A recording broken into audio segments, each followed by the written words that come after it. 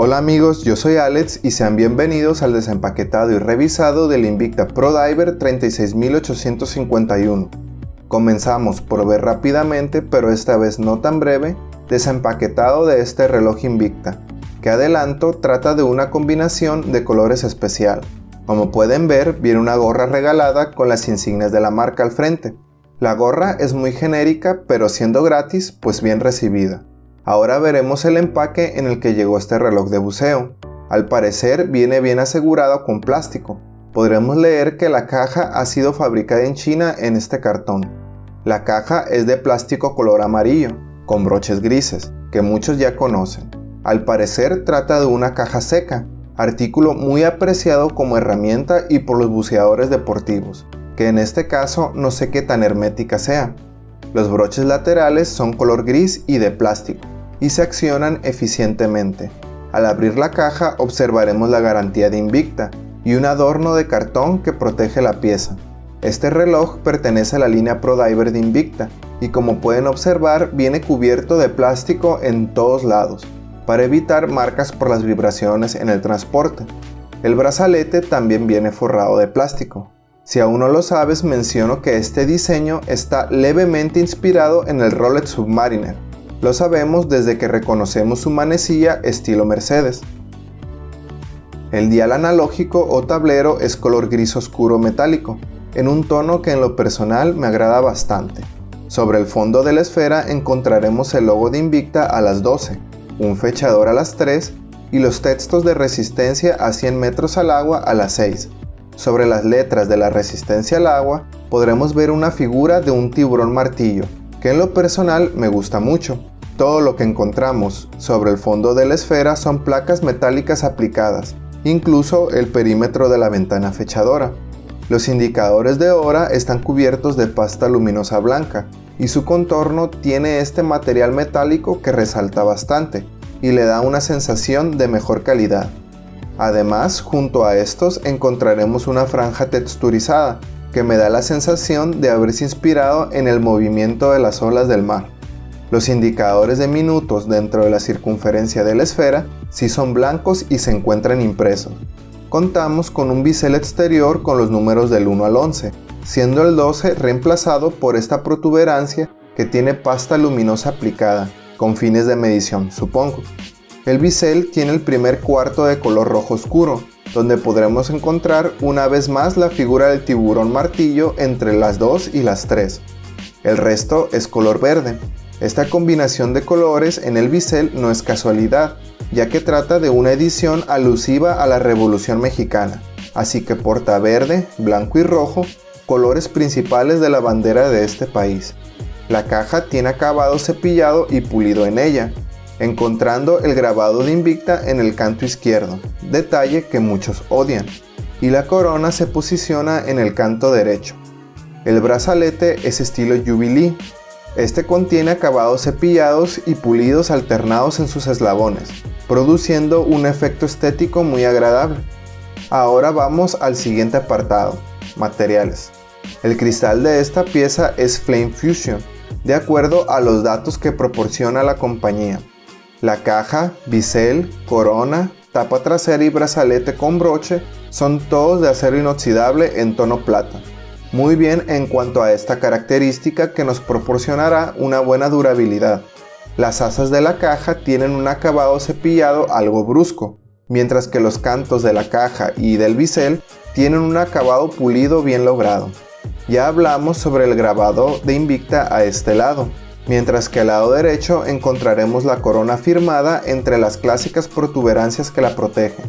La corona, aclaro, es enroscable, aunque el fabricante especifica de empujar en su página. La tapa trasera es también de rosca.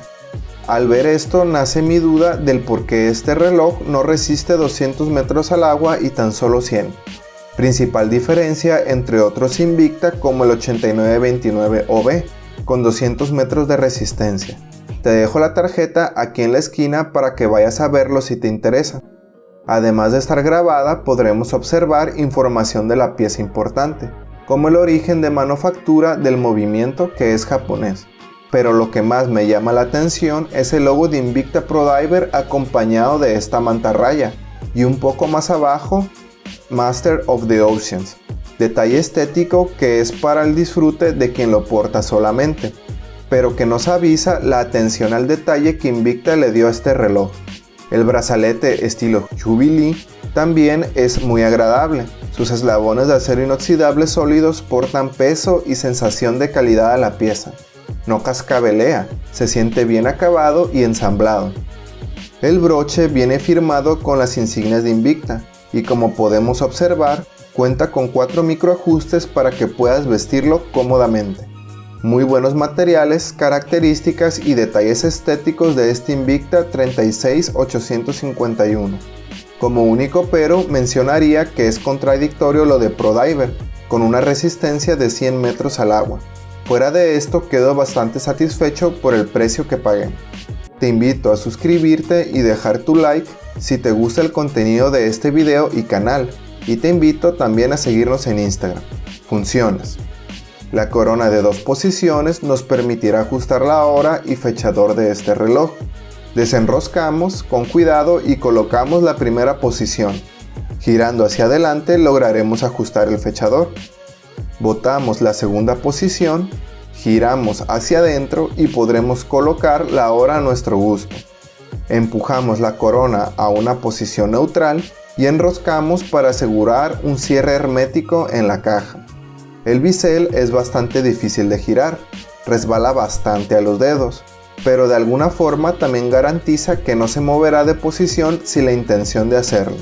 Tiene su punto de pasta luminosa a las 12 y pues podrás identificarlo en la oscuridad. Más que funcional, que puede llegar a serlo, lo considero agradable a la vista y con eso estoy satisfecho. Legibilidad. Por el color gris oscuro de la esfera y todos los elementos aplicados con contorno metálico, considero a este reloj bastante legible. Su tamaño de caja de 43 milímetros provee suficiente área para que los elementos en su dial tengan una buena proporción.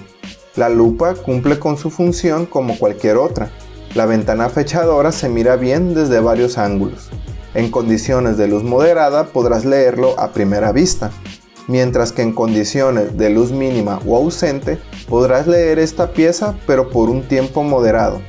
La tritnita es el material luminoso que podremos encontrar sobre las manecillas, indicadores de hora y punto del bisel.